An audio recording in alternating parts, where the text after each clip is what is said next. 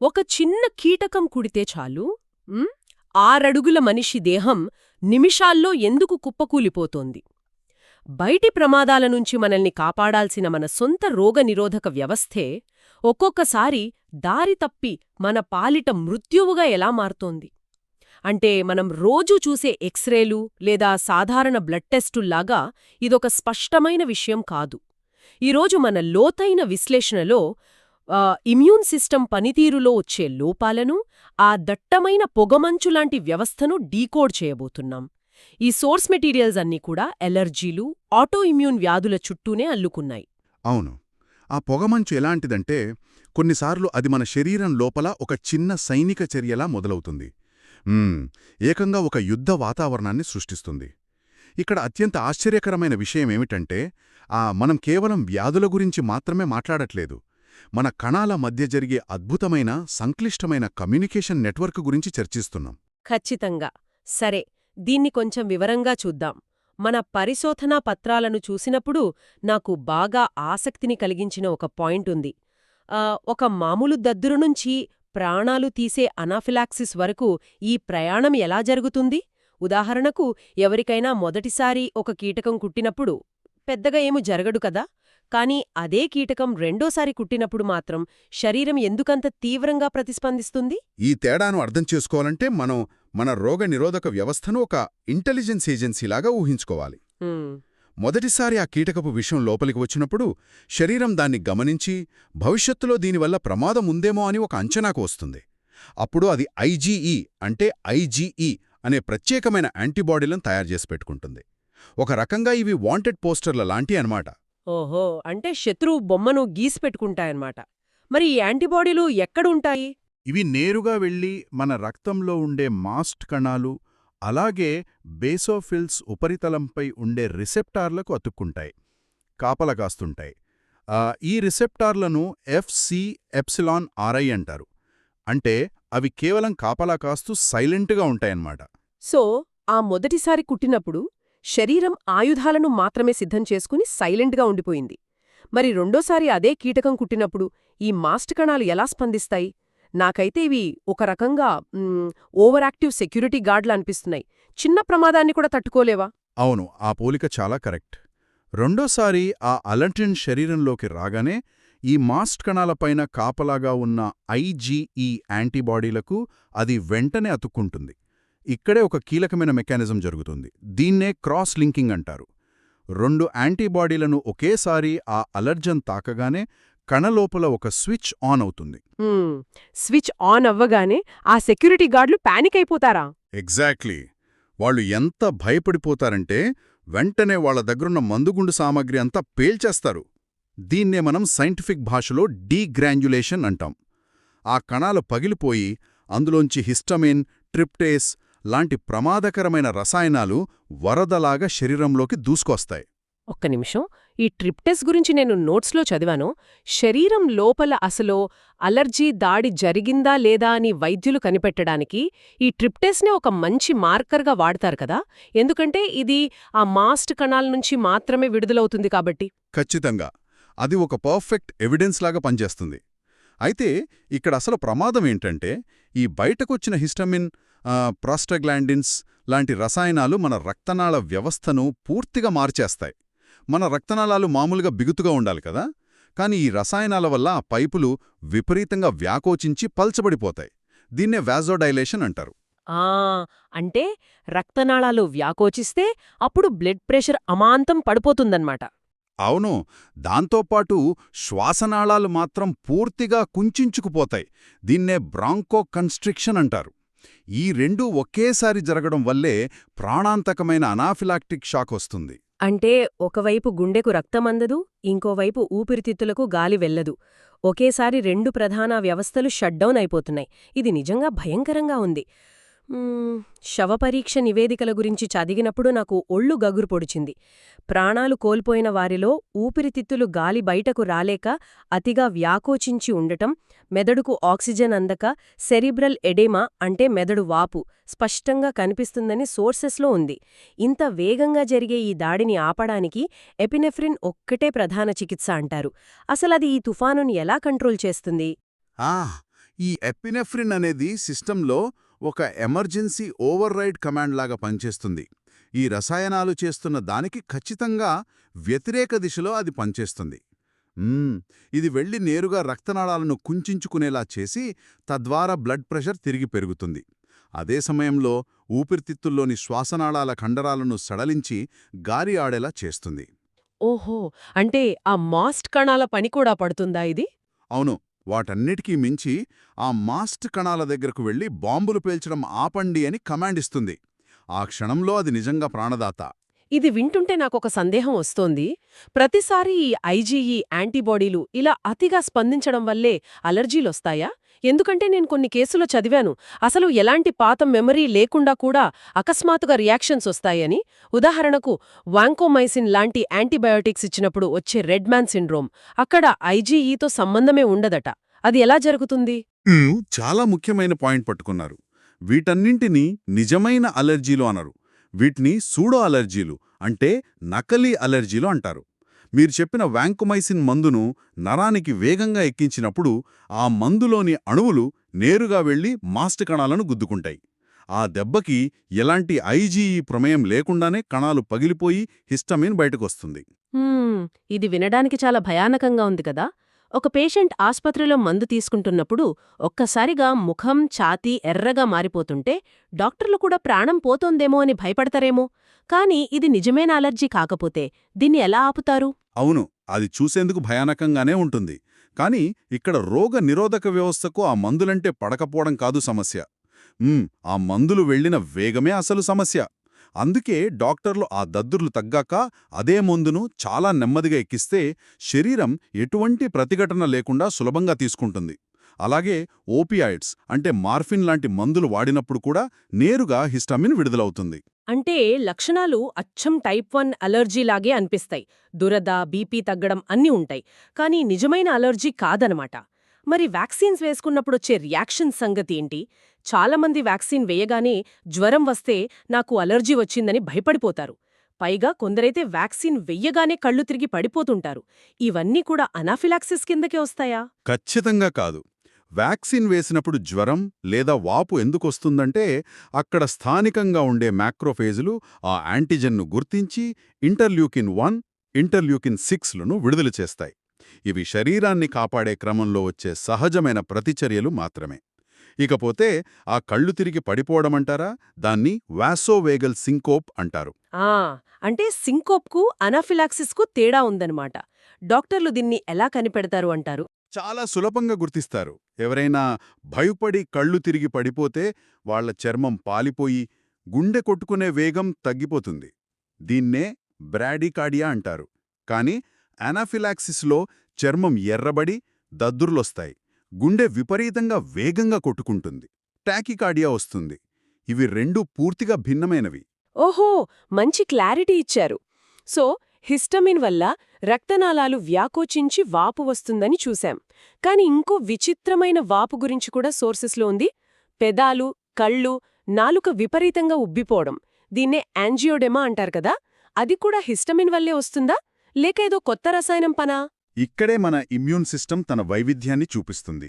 బయటకు కనిపించే లక్షణం ఒకటే, అంటే పెదాలు ఉబ్బడం. కాని లోపల మెకానిజం పూర్తిగా వేరు. ఈ యాంజియోడెమా ప్రధానంగా బ్రాడికైనిన్ అనే రసాయనం వల్ల వస్తుంది. హిస్టమిన్ లాగే ఇది కూడా రక్తనాళాలను పల్చబడేలా చేస్తుంది. ఇది ముఖ్యంగా 2 రకాలుగా వస్తుంది. మొదటిది ఏసీఈ ఇన్హిబిటర్స్, అంటే ఏసీఈ ఇన్హిబిటర్స్ అనే బీపీ మందుల వల్ల. ఆ బీపీ మందులు ఏం చేస్తాయి? ఆ మందులు బ్రెడికైనిన్ విచ్ఛిన్నం అవ్వకుండా అడ్డుకుంటాయి. దాంతో అది శరీరంలో పెరిగిపోయి వాపును కలుగజేస్తుంది. అర్థమైంది. మరి రెండో రకం వంశపారంపర్యంగా వచ్చే యాంజియోడెమా కదా, ఇది ఇంకొంచెం కాంప్లెక్స్గా అనిపించింది నాకు. వాళ్ల జన్యువుల్లోనే C1 ఎస్టరేజ్ ఇన్హిబిటర్ అంటే C1INH అనే ప్రోటీన్ లోపముంటుందని చదివాను. ఈ ప్రోటీన్ లేకపోవడం వల్ల అసలు ఏం జరుగుతుంది? ఈ C1INH అనేది మన కాంప్లిమెంట్ సిస్టంలో బ్రేక్స్ లాంటిదన్నమాట. ఈ బ్రేక్స్ లేకపోవడం వల్ల C2 మరియు C4 ప్రోటీన్లు విపరీతంగా వాడబడి విచ్ఛిన్నమవుతాయి. అందుకే వీరి రక్తంలో ఎప్పుడూ C4 స్థాయిలు తక్కువగా ఉంటాయి. ఇంకొక ముఖ్యమైన విషయం ఏంటంటే ఈ బ్రేక్స్ లేకపోవడం వల్ల కల్లిక్రిన్ అనే ఎంజైమ్ అదుపు తప్పి కినినోజన్ను బ్రాడికైనిన్గా మార్చేస్తూనే ఉంటుంది. అంటే శరీరంలో బ్రాడికైనిన్ ఎప్పటికీ తయారవుతూనే ఉంటుందన్నమాట. అదొక టైం బాంబ్ లాంటిది. అందుకే ఇలాంటి రోగులకు ఆ బీపీ మందులిస్తే అస్సలు తట్టుకోలేరు కదా. అవును, అది వాళ్ళ పాలిట మరణశాసనమే అవుతుంది. మాట్లాడుకోవాలి. దీన్నే సీరం సిక్నెస్ అంటారు కదా.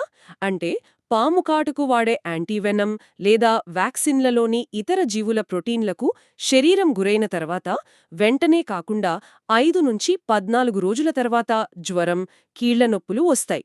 అసలు ఈ టైప్ 3 హైపర్సెన్సిటివిటీలో ఇంత లేట్ ఎందుకవుతుంది? ఇదొక అద్భుతమైన మెకానిజం. టైప్ 1 అంటే అప్పటికప్పుడు బాంబు పెళ్లడం లాంటిదనుకున్నాం కదా. కానీ ఈ టైప్ 3 ఏంటంటే రక్తంలోకి వచ్చిన ఆ బయటి ప్రోటీన్లతో మన యాంటీబాడీలు కలిసిపోయి చిన్న చిన్న ముద్దలుగా లేదా ఇమ్యూన్ కాంప్లెక్స్లుగా మారతాయి. ఆ ముద్దలు రక్తంలో ప్రవహిస్తూ వెళ్లి మన కీళ్లలో, కిడ్నీల్లో చిక్కుకుపోతాయి. ఓహో, ఆ ముద్దలు ఏర్పడి అవి చిక్కుకుపోయి అక్కడ వాపును సృష్టించడానికి ఆ వారం 10 రోజులు పడుతుందన్నమాట. ఎగ్జాక్ట్లీ. ఈ ప్రాసెస్లో మన రక్తంలోని C3, C4 ప్రోటీన్లు విపరీతంగా తగ్గిపోతాయి. అయితే మంచి విషయమేంటంటే మన మ్యాక్రోఫేజ్లు ఈ కాంప్లెక్స్లను క్లియర్ చేయగానే ఈ వ్యాధి దానంతటదే తగ్గిపోతుంది. సరే, ఇప్పటివరకు ఇమ్యూన్ సిస్టమ్ సృష్టించే తుఫానుల గురించి మాట్లాడుకున్నాం గదా. మరి ఈ అంతర్గత యుద్ధాన్ని అదుపు చేయడం ఎలా? ఇక్కడే మనం వాడే మందుల గురించొస్తుంది. ముందుగా యాంటీహిస్టమైన్లు. కానీ పాతతరం యాంటీహిస్టమైన్లు పెద్ద వయసు వారిలో వాడితే మతిమరపు రావడం లేదా శారీరక ఇబ్బందులొస్తాయని నోట్స్లో చూశాను. అలర్జీ మందుకి మతిమరుపుకి సంబంధమేంటి? మంచి ప్రశ్న. ఆ పాతతరం మందులు కేవలం హిస్టామిన్ను మాత్రమే బ్లాక్ చేయవు. అవి సులభంగా మెదడులోకి కూడా చొచ్చుకుపోయి అక్కడ కొలినర్జిక్, ఆల్ఫా అడ్రెనర్జిక్ మరియు సెరోటోనర్జిక్ మార్గాలను కూడా బ్లాక్ చేస్తాయి. అందుకే వృద్ధులకు ఆ మందులిస్తే వాళ్ల నాడీ వ్యవస్థ అయోమయానికి గురవుతుంది. అంటే అవి టార్గెట్ మిస్ అయ్యి వేరే చోట కూడా పనిచేస్తాయన్నమాట. ఇకపోతే రోగనిరోధక శక్తిని మూలాల్లోంచి అణిచివేసే బ్రహ్మాస్త్రం లాంటివి ఈ కార్టికోస్టిరాయిడ్స్ కదా. ఇవి పైపైన పనిచేసేవి కావు. ఏకంగా కణాల లోపలికి వాటి కేంద్రకంలోకి వెళ్ళిపోయి కమాండ్స్ మారుస్తాయి కదా. NF-κB లాంటి వాపును పెంచే కారకాలను అడ్డుకుని వాపును తగ్గించి IL-10ని పెంచుతాయి. ఇక్కడే బ్యూడెసనాయిడ్ అనే స్టిరాయిడ్ గురించి ఒక ఇంట్రెస్టింగ్ పాయింట్ ఉంది. ఇది క్రోన్స్ వ్యాధికి అంటే పేగు వాపును తగ్గించడానికి అద్భుతంగా పనిచేస్తుందని చెప్పారు. అది ఎలా? దానికి ప్రధాన కారణం దాని హై ఫస్ట్ పాస్ మెటబాలిజం. అంటే ఆ బ్యూడెసనాయిడ్ను మింగగానే అది పేగుల గుండా వెళ్లి నేరుగా కాలేయానికి చేరుకుంటుంది. అక్కడ కాలేయం దాన్ని దాదాపు పూర్తిగా విచ్ఛిన్నం చేస్తుంది.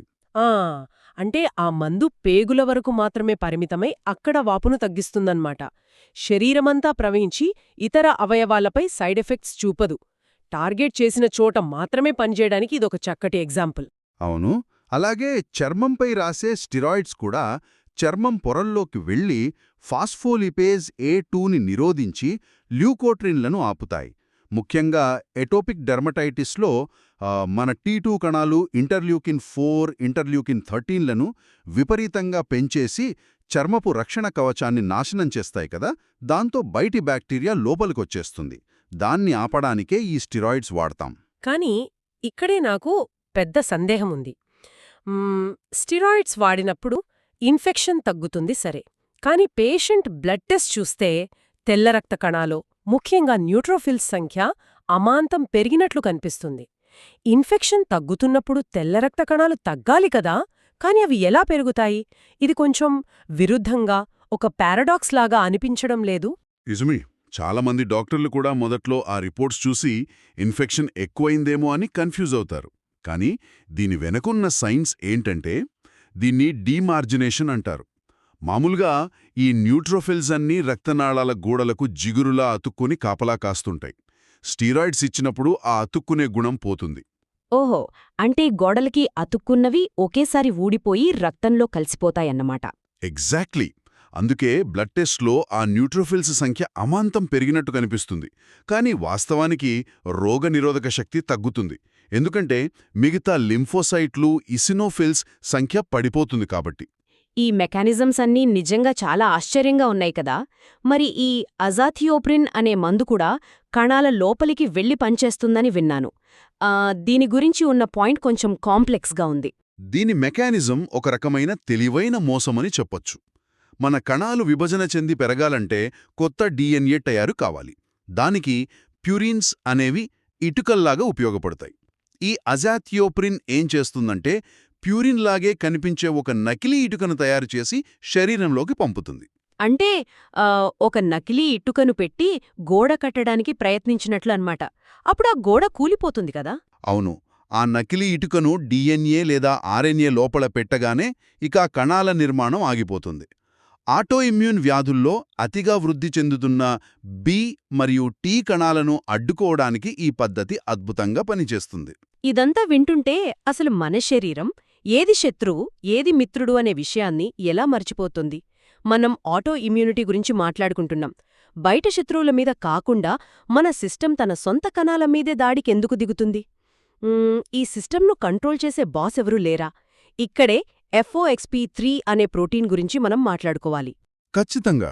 మన ఇమ్యూన్ సిస్టమ్కి FOXP3 అనేది ఒక శాంతిదూత లాంటిది. ఇది అత్యంత కీలకమైన రెగ్యులేటరీ టీ కణాల తయారీకి అంటే T-రెగ్స్కి కేంద్రబిందువు. ఈ కణాలు IL-10, TGF బీటాలను విడుదల చేసి అదనపు ఇమ్యూనిటీని ఆపుతాయి.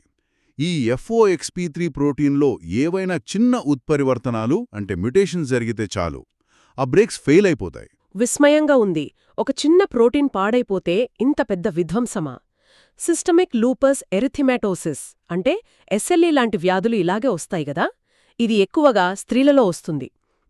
ఇందులో శరీరం స్వంత రక్త కణాలపైనే యాంటీబాడీలని ప్రయోగిస్తుంది. ఇదొక స్నైపర్ దాడిలాంటిది. దీన్నే టైప్ 2 హైపర్ సెన్సిటివిటీ అంటారు. దీనివల్ల పాన్సైటోపినియా అంటే అన్ని రక్తకణాలు తగ్గిపోవడం జరుగుతుంది కదా? అవును, అదే ఆ యాంటీబాడీలు కాంప్లెక్సులుగా మారి కిడ్నీలలోకి వెళ్ళి వలలాగా పేరుకుపోతే కిడ్నీ ఫిల్టర్లు పాడైపోయి లూపస్ నెఫ్రైటిస్ వస్తుంది. ఇది టైప్ 3 కిందకొస్తుంది. అయితే ఈ లూపస్ను నిర్ధారించడం వైద్యులకు కూడా ఒక సవాలే.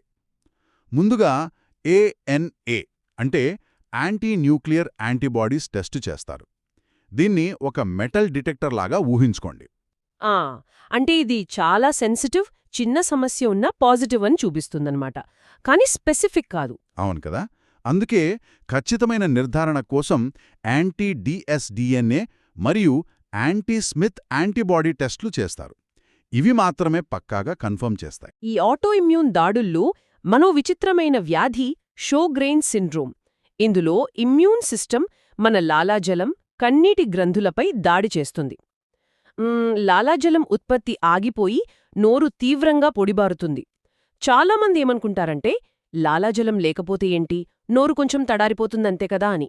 కానీ లాలాజలంలో ఉండే రక్షణ కారకాలు లేకపోవడం వల్ల పళ్ళు త్వరగా పాడైపోయి పుచ్చిపోతాయి. అలాగే నోటిలో ఫంగస్ అంటే థ్రష్ వస్తుంది కదా? నిజమే. ఆ గ్రంథుల బయాప్సీ తీసి చూస్తే అక్కడ లింఫోసైట్లు గుంపులుగా చేరి దాడి చేయడం చాలా స్పష్టంగా కనిపిస్తుంది. ఇవన్నీ ఆటోఇమ్యూనిటీ చేసే విభిన్న రూపాల దాడులన్నమాట. ఇక ఈ జాబితాలో అత్యంత ప్రమాదకరమైనవి రక్తనాళాల యుద్ధాలు అంటే వాస్కులైటిస్. వాస్కులైటిస్ అనగానే గ్రాన్యులోమెటోసిస్ విత్ పాలియాంజియైటిస్ గుర్తొస్తోంది. దీన్నే వెజినస్ అని కూడా అంటారు కదా? ముక్కులో అల్సర్లు రావటం, సైనుసైటిస్, రక్తం దగ్గడం లాంటి సమస్యలొస్తాయి. ఇది కిడ్నీ వైఫల్యానికి దారితీసే గ్లోమెరులోనెఫ్రైటిస్కి కూడా కారణమవుతుంది. ఇది సి-యాంకా యాంటీబాడీలతో ముడిపడి ఉంటుందని చదివాను. ఇవి న్యూట్రోఫిల్ ప్రోటీనేజ్ 3ని టార్గెట్ చేస్తాయట. అవును. అలాగే పిల్లలలో ఎక్కువగా కనిపించే IgA వాస్కులైటిస్ గురించి కూడా చెప్పాలి. దీన్నే హెనాక్ షూన్లైన్ పర్పురా అంటారు. చర్మంపై ఉబ్బినట్లు ఉండే ఎర్రటి మచ్చలు, కడుపు నొప్పి, కీళ్ల నొప్పులు వస్తాయి. ఆ చర్మపు కణజాలాన్ని పరీక్షిస్తే చిన్న రక్తనాళాలు దెబ్బతిని ల్యూకోసైటోక్లాస్టిక్ వాస్కులైటిస్ అంటే ఫైబ్రినాయిడ్ నెక్రోసిస్ మరియు న్యూట్రోఫిల్స్ ఛిద్రమైపోయిన దృశ్యం కనిపిస్తుంది. అక్కడ IgA మరియు C3 డిపాజిట్లు పేరుకుపోయి ఉంటాయి. ఇది చాలా ముఖ్యమైన ప్రశ్నను లేవనెత్తుతుంది కదా? అంటే ఆటోఇమ్యూన్ వ్యాధులు కేవలం ఒక అవయవానికే పరిమితం కావన్నమాట. ఉదాహరణకు క్రోన్స్ వ్యాధి మరియు మాలబ్జార్ప్షన్ మధ్య ఉన్న సంబంధం తీసుకుంటే ఒక పేషెంట్ చిన్న దెబ్బకే విపరీతంగా రక్తం కారుతోందని లేదా కీళ్లలో రక్తం చేరుతోందని వస్తాడు. కాని దానికి అసలు కారణం ఎక్కడో పేగుల్లో ఉంటుంది. కరెక్ట్గా చెప్పారు. క్రోన్స్ వ్యాధి వల్ల చిన్న ప్రేగు చివరి భాగమైన ఇలియం దెబ్బతింటే బైల్ యాసిడ్స్ శోషణ ఆగిపోతుంది. బైల్ యాసిడ్స్ లేకపోతే మనం తినే ఆహారంలోని కొవ్వు జీర్ణం కాదు. దాంతో కొవ్వులో కరిగే విటమిన్లు, ముఖ్యంగా విటమిన్ ఏ, డి, ఈ మరియు కే శరీరానికి అందవు. హా, ఇక్కడే లింక్ దొరికింది. విటమిన్ కే లోపం వల్ల రక్తం గడ్డకట్టడం ఆగిపోయి బ్లీడింగ్ సమస్యలు లేదా కీళ్లలో రక్తం చేరడం లాంటివి జరుగుతాయి.